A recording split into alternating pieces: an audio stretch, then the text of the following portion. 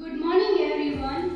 આજે હું કુંડલિયા રીચા ટીબી કાર્યક્રમ અંતર્ગત મારું વક્તવ્ય રજૂ કરીશ. પહેલા તો ટીબી એટલે શું? ટીબી એટલે કે ક્ષય રોગ. ટીબી એટલે કે ટ્યુબરક્યુલોસિસ કે જે માઇકોબેક્ટેરિયમ નામના બેક્ટેરિયા દ્વારા ઉત્પન્ન થતો ચેપી રોગ છે. અને રોબર્ટ કોચ નામના જર્મન વૈજ્ઞાનિકે 24 માર્ચ 1882 માં તેની શોધ કરી હતી. અને એવું નથી કે પહેલા ટીબી નહોતો. 18,000 વર્ષ પહેલા જંગલી ભેંસમાં આના અવશેષો જોવા મળ્યા હતા. અને આ ઉપરાંત જે ભૂમધ્ય સમુદ્રના પશ્ચિમ વિસ્તારમાં આ બાયોપેથિક એટલાન્ટિકમાં તેના હાડપિંજર જોવા મળ્યા હતા. અને તે અવશેષોમાં પણ ટીબી છે એવું કહેવામાં આવ્યું હતું. ટીબી એ ફેફસા અને નખ અને વાળ સિવાયના શરીરના બધા જ અંગોમાં થાય છે. ફેફસામાં થતો ટીબી છે તે ચેપી રોગ છે, પરંતુ જે શરીરના વિવિધ અંગોમાં થાય છે તે ચેપી નથી. આ ઉપરાંત ટીબીના બે પ્રકાર છે: સક્રિય ટીબી અને સુષુપ્ત ટીબી. સક્રિય ટીબીમાં ટીબીના બેક્ટેરિયા માનવીને બીમાર કરી નાખે છે, તેની રોગ પ્રતિકારક શક્તિ ઘટાડી નાખે છે. પરંતુ સુષુપ્ત ટીબીમાં તમારા શરીરની અંદર ટીબીના બેક્ટેરિયા નિદ્રાધીન રહે છે. અને ક્ષય રોગને ખાસરી તરીકે પણ ઓળખવામાં આવે છે. જેમ વિભાએ કીધું એમ ટીબીના લક્ષણો જેવા કે તમને 3 અઠવાડિયાથી પણ વધારે ઉધરસ આવવી, તાવ આવવો, રાત્રે પરસેવો વળવો અને ભૂખ ઓછી લાગવી, વજનમાં ઘટાડો થવો વગેરે જેવા. અને આ ઉપરાંત માઇકોબેક્ટેરિયમ નામના બેક્ટેરિયા કે જે દંડ આકારના હોય છે અને આ ઉપરાંત તે ઓક્સિજન પર જીવતા છે અને હલનચલન કરી શકતા નથી, કારણ કે તેમાં લિપિડનું સૌથી વધારે પ્રમાણ હોય છે અને તે સતત 16 થી 20 કલાકમાં વિભાજન પામતા જાય છે.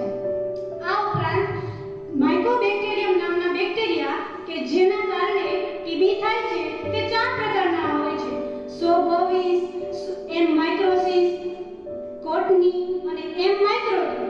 આ ઉપરાંત સિલિકોસિસ થી પીડાતા વ્યક્તિને ટીબીની 30% જેટલી ભય રહે છે ટીબી થવાની. અને આ ઉપરાંત જે વ્યક્તિને ડાયાબિટીસ હોય છે તેને પૂરેપૂરી સંભાવના ક્ષય રોગ થવાની રહે છે. જો તેને ટીબી રોગ લાગુ પડી જાય તો તેને ઇન્સ્યુલિન ઉપર આધાર રાખવો પડે છે. અને એઇડ્સના જે દર્દી છે તેને 30 થી 40% ક્ષય તો હોય જ છે. આ ઉપરાંત 1940 માં જ્યારે 2 જોડિયા બાળકો ઉપર સંશોધન કરવામાં આવ્યું હતું ત્યારે એ સંશોધનમાં કહેવામાં આવ્યું હતું કે ટીબી રોગ એ વારસાગત પણ હોય છે. અને આ ટીબી રોગમાં જો એક બાળકને ટીબી હોય તો બીજા બાળકને પણ પૂરેપૂરી ટીબી થવાની સંભાવના હોય છે. આપણી ભારત સરકાર દ્વારા અને બીજા દેશો દ્વારા બેસિલસ કોલ્મેન ગ્યુરિન એટલે કે બીસીજી નામનું રસીકરણ આપવામાં આવે છે. અને આ ઉપરાંત જે લોકો ધૂમ્રપાન કરતા હોય છે, બીડી, સિગારેટ, હુક્કા પીતા હોય છે, તે લોકોને તો ક્ષય રોગ થાય જ છે. અત્યારે જે લોકો સિગારેટ પીવે છે એ પોતાની ફેમિલીનું તો વિચારતા જ નથી. એની જગ્યાએ આપણે જે એક સિગારેટના 10 રૂપિયા છે ને એવા બધા જ વ્યક્તિઓને સાથે મળી અને એક આરોગ્ય કેન્દ્રમાં દેવા જોઈએ કે જે ટીબી ઉપરાંત બીજા રોગોમાં પણ કામ લાગી શકે છે. અને આ ઉપરાંત સરકાર દ્વારા પણ 500 રૂપિયા જેટલી દર મહિને સહાય આપવામાં આવે છે, જે નાના બેંક દ્વારા ચૂકવવામાં આવે છે. અને પ્રસિદ્ધ અભિનેતા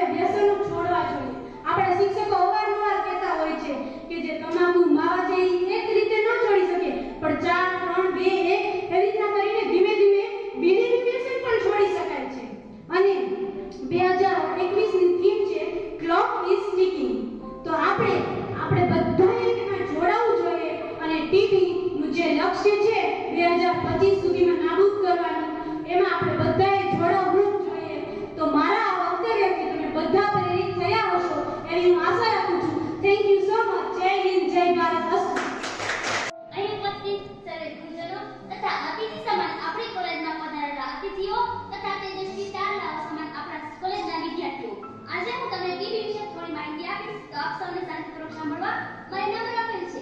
ટીવી ટીવી ને ટીવી આ શબ્દ તો આપણે સાંભળતા જ હશું. સાંભળીએ છીએ ને ટીવી શબ્દ. તો આ ટીવી શબ્દ છે શું? ટીવી એટલે સામાન્ય ભાષામાં કહીએ તો ક્ષય રોગ. તો ટીવી થાય કઈ રીતે? એ કઈ રીતે ફેલાય છે?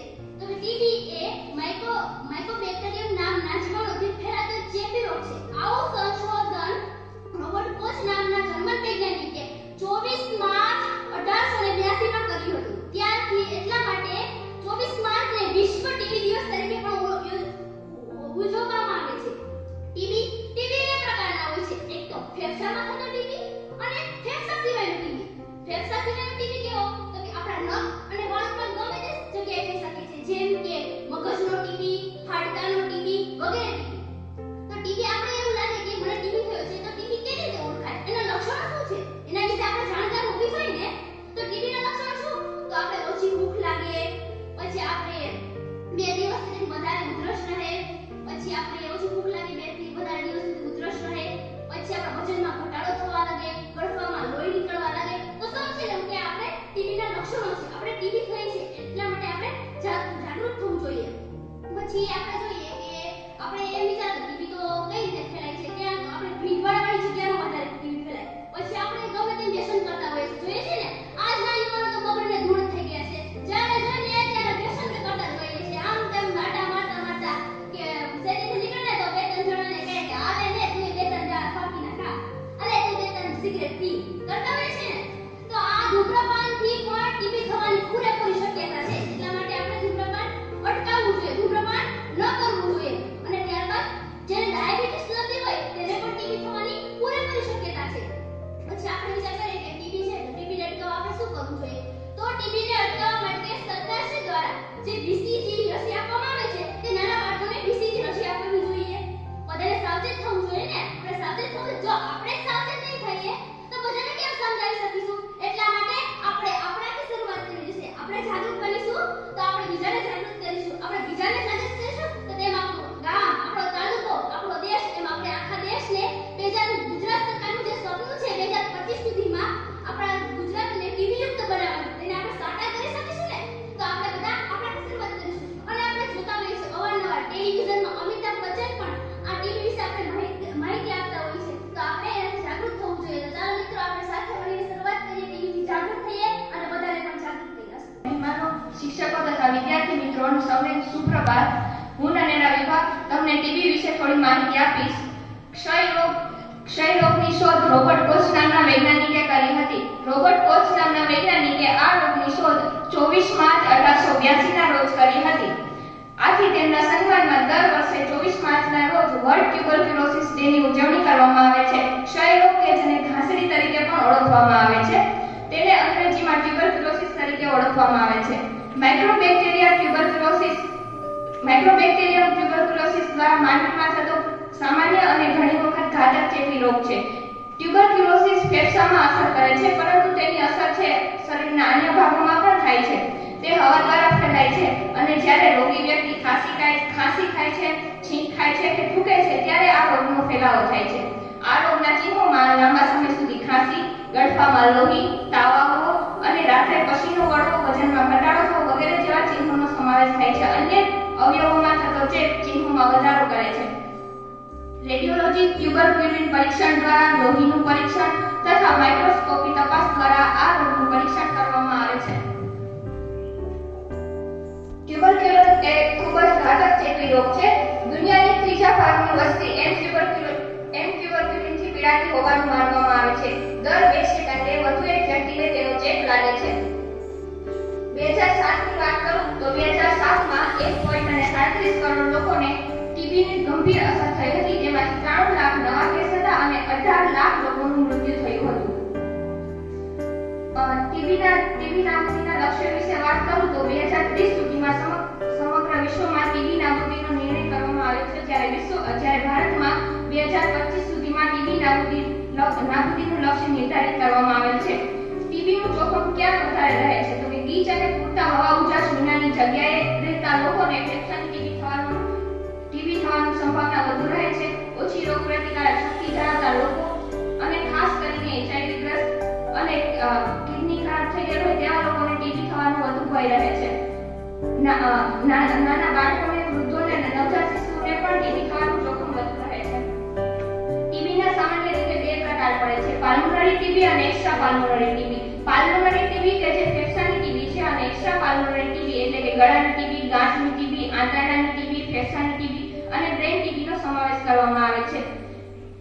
ગળફાની ટીબીના ફેફસાનું નિદાન માટે ગળફાની માઇક્રોસ્કોપી દ્વારા તપાસ કરવામાં આવે છે. તેમાં બે પ્રકારના ગળફાનો તપાસ કરવામાં આવે છે, એક તો સવારનો અને તુરંતનો.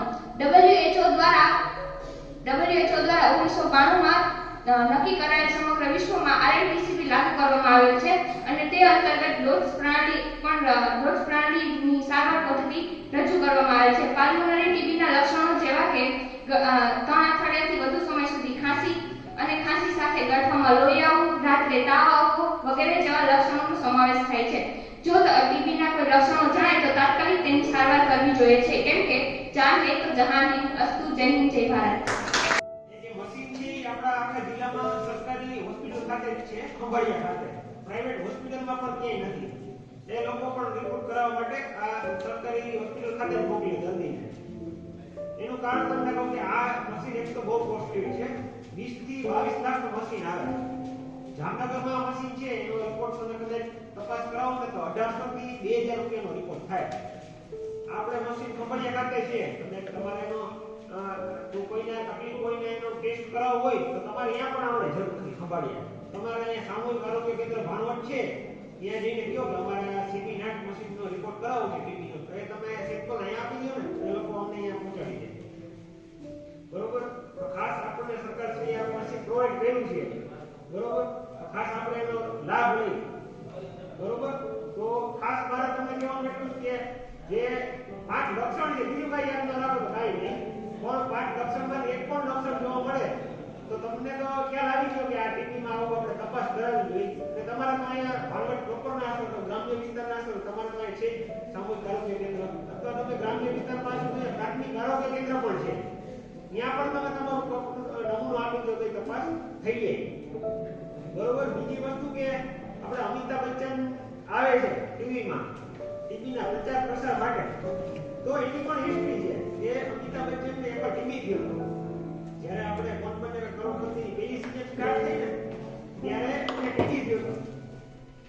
એને ટીબી થયો પછી એને સારવાર ચાલુ કરી, પછી એને એવું થયું કે ના, મારે હવે રાષ્ટ્રીય સંદેશ આપવો છે કે ભાઈ ના, ટીબી છે એ રોગ જો કદાચ એવા લક્ષણો તો વહેલા પહેલી તકે નિદાન થઈ જાય અને એની સારવાર ચાલુ થઈ જાય તો બીજાને પણ ચેપ ફેલાતો અટકાવી શકાય. એના માટે થઈને અમિતાભ બચ્ચન આવે છે, અવારનવાર અલગ અલગ સંદેશ લઈને આવે છે ટીબી માટે. તમને ખ્યાલ છે ટેલિવિઝનમાં આવે છે ને? બરોબર? બીજી વસ્તુ કે 24 માર્ચ વર્લ્ડ ટીબી, તમારે કેમ શિક્ષક દિવસ આવે તો એ પણ તમને કીધું કે રોબર્ટ કોક નામના વૈજ્ઞાનિકે સંશોધન કર્યું હતું. બરોબર? ક્લોક ઇઝ ટિકિંગ છે, 2021 ની થીમ છે. ક્લોક ઇઝ ટિકિંગ એટલે કે ઘડિયાળના ટકોરે એનું નિદાન થાય. બરોબર? એમાં જેમ સમય જતો જાય એ સમયની સાથે સાથે દર્દીનું નિદાન થાય તો આપણે જે ગોલ છે એ અચીવ કરી શકીએ. 2025 સુધીમાં ભારત સરકારે